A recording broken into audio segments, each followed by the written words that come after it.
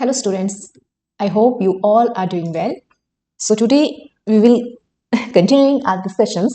Earlier we had discussed 45 questions of this series and today we will look forward. So next question क्या है? The concept of ecological pyramid was proposed by. Ecological pyramid हम सबको पता है, हम सबने देखे होंगे, है ना। इकोलॉजिकल पिरामिड क्या है? On the basis of number, on the basis of biomass, on the basis of energy. तो बोलते हैं ये जो कंसेप्ट है ये किसने प्रपोज किया था? तो it was proposed by Charles Elton. Charles Elton. और ये कंसेप्ट उनके द्वारा 1927 ईयर में प्रपोज किया गया था और जिस बुक में प्रपोज किया गया था उसका नाम था एनिमल इकोलॉजी।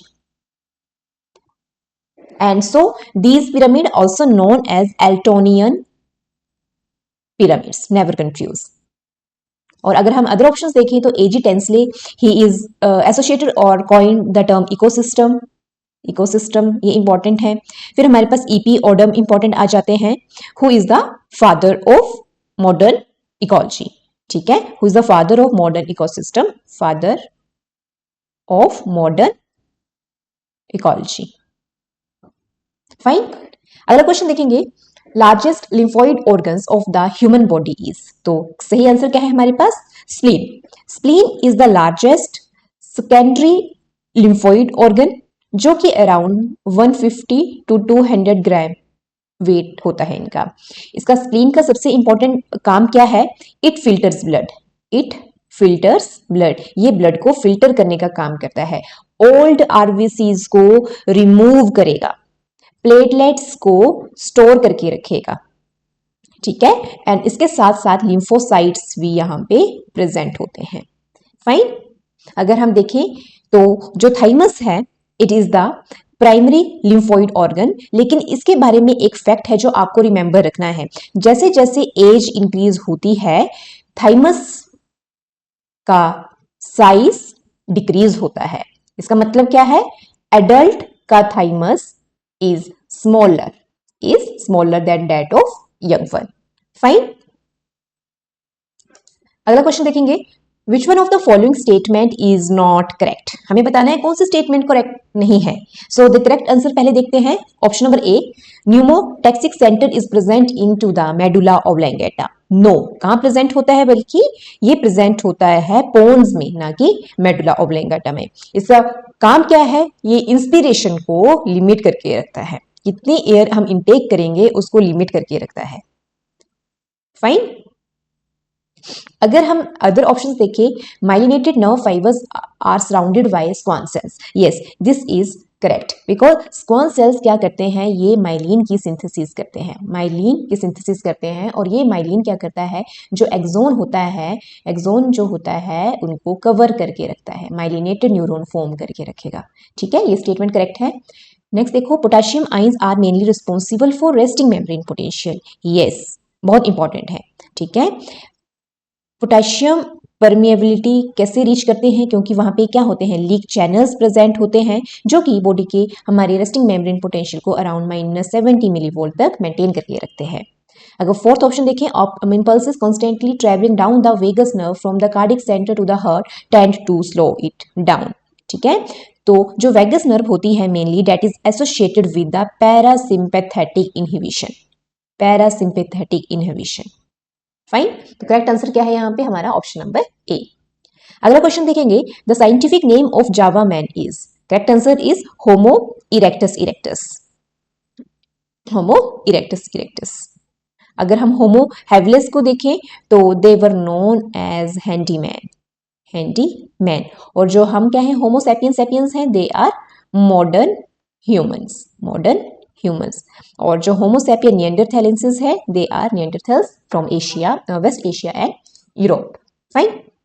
अगला क्वेश्चन देखेंगे, in an ecosystem the fraction of net primary production available to secondary consumer is. तो क्या हम यहाँ पे यूज करेंगे? 10% लॉ। 10% लॉ जिसे प्रपोज किया गया था लिंडेमैन ने। लिंडेमैन ने। अब ये क्या कहता है कि जो हमारी एनपीपी होती है, नेट प्राइमरी प्रोडक्शन, इसे कौन गेट करता है? Primary consumer. प्राइमरी कंज्यूमर इसे गेट करता है। फाइन।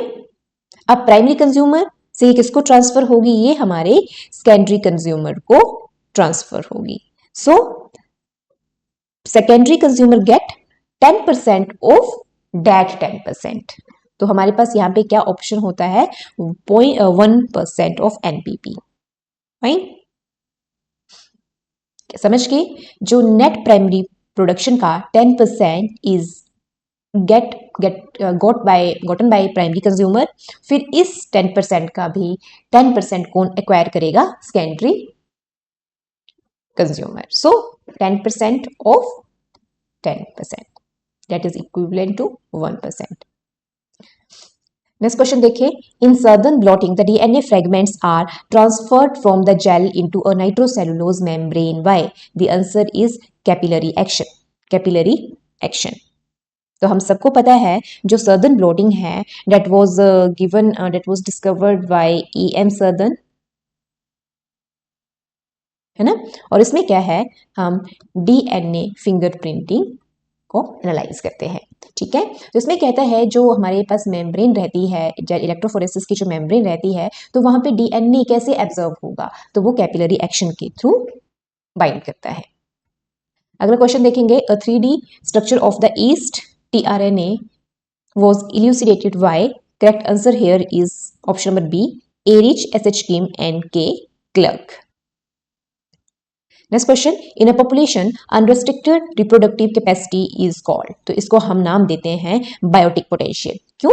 बायोटिक पोटेंशियल क्या है, maximum reproductive capacity, maximum reproductive capacity of an organism. और ये कब अचीव होती है, when environmental conditions are optimal and there are no limiting factors, no limiting factors। तो आपने ये दो कंडीशंस ध्यान रखनी है, environmental condition optimal होनी चाहिए और सेकंड किसी भी तरह का लिमिटिंग फैक्टर एग्जिस्ट नहीं करना चाहिए।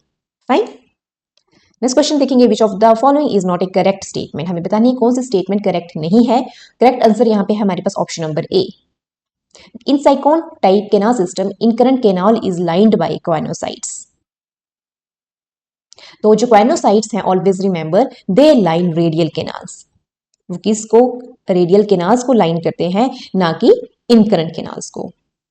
फाइन, अगर इनकरेंट कैनाल्स इनको कौन लाइन करता है, तो there are cells that are called pinacocytes, pinacocytes.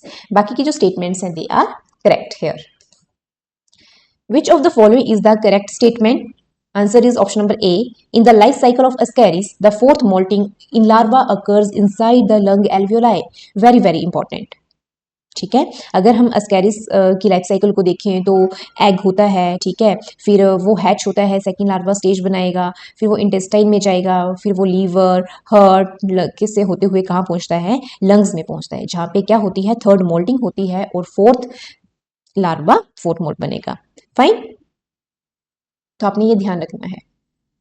Next question, which of the following set of structures are formed in adult animal from the embryonic ectoderm, कौन सा बनता है, that is brain, retina, epidermis, epidermis. अगर हम liver की बात करें तो ये क्या है, हमारे पास एंडोडर्मल है, एंडोडर्मल। लंग्स की बात करें तो अगेन ये क्या है, एंडोडर्मल है।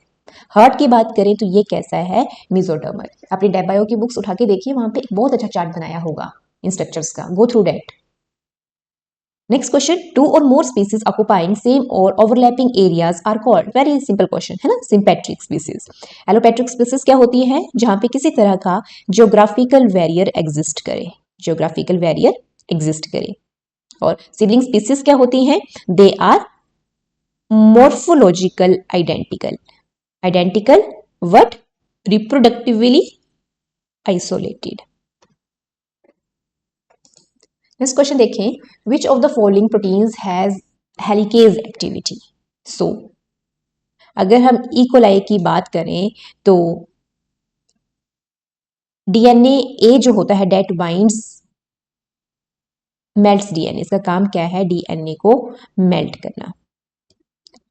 तो आंसर हमारे पास क्या है, DNA B, that has helicase property. Next question, which of the following do not have cellular structure. So the answer here is viruses. Viruses are acellular. Acellular. They have nucleic acid in protein coat, but no cytoplasm, no organelle, or no other metabolism. Last question of this discussion. Which of the following statement is not correct regarding HAT medium used during hybridoma technology? Answer here is salvage pathway requires aminoterrin and thymidine. H सबसे पहले देखते हैं HAT की full form. So it stand for hypoxanthine aminoterrin and thymidine. इनका काम क्या है? ये pyrimidine प्यूरिन की सिंथेसिस को ब्लॉक करके रखते हैं. Fine. So guys, we had discussed 15 questions here. Other questions will be discussed in the next video part. Thank you and stay connected.